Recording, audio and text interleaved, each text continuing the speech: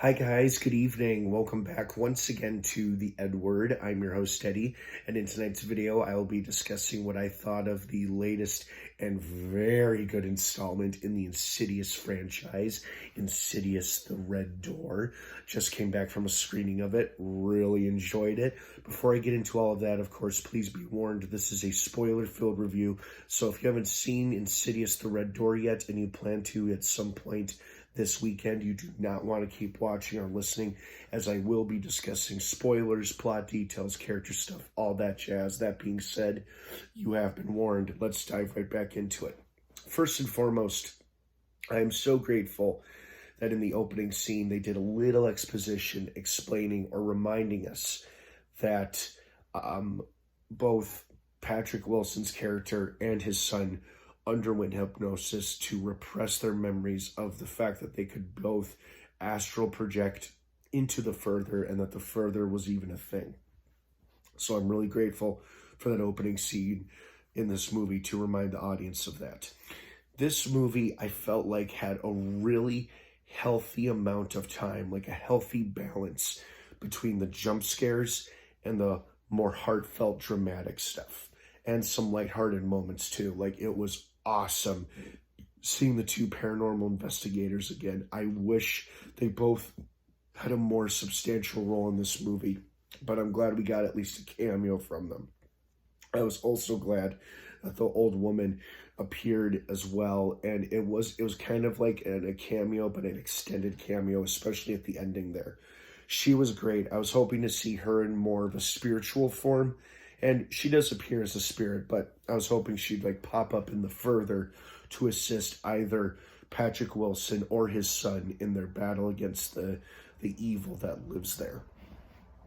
But this movie, I wanted to like this movie, and I did, but I liked it way more than I thought I would. And I'm not saying I was expecting it to be bad. It's just with threequels, sometimes you don't know what you're going to get. But I thoroughly enjoyed this film, much like I thoroughly enjoyed the first two movies. And I was also so grateful for the fact that this movie is a direct continuation after the events of Insidious, excuse me, Chapter 2.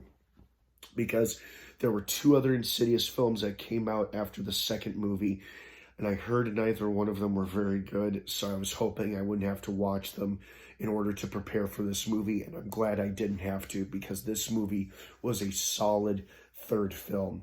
And it seemingly closed the door, pun intended, for the Lambert family, because now that, they once again survived the further and the evil that resides there, it feels like, well, they can't suppress it or make themselves forget it. Like, they have to acknowledge it. You have to recognize that this happened, and it will always be there. But it doesn't have the same source of power over them like it once did. So I saw this movie with some friends. We all really liked it, and we were all reacting, and the audience was reacting really well to the scarier scenes that were unfolding, because we're like, nope, not too loud, obviously, but we were like, no, don't do it. Some of it was like my friends and I were all like, God is good. A lot of really effective jump scares in this movie. I thought perhaps they revealed one of the best ones in the trailer. They didn't. One of the best ones comes from when the kid's in his room and he sees the bloody handprint on the bed. And without warning, some demon thing appears out of his bed sheets roaring at him, and it scared the hell out of me. And that first jump scare we got, with the demon hand seemingly coming through the painting that he's creating, that he's illustrating himself, and then it grabs him, that was an effective jump scare. That was a good icebreaker to set the tone for the movie. Only thing I didn't like about it, and thankfully it was a very small part of the film, like she only was in a few scenes, and then the rest of it was just dedicated to the horror of the story. I did not care for the art teacher.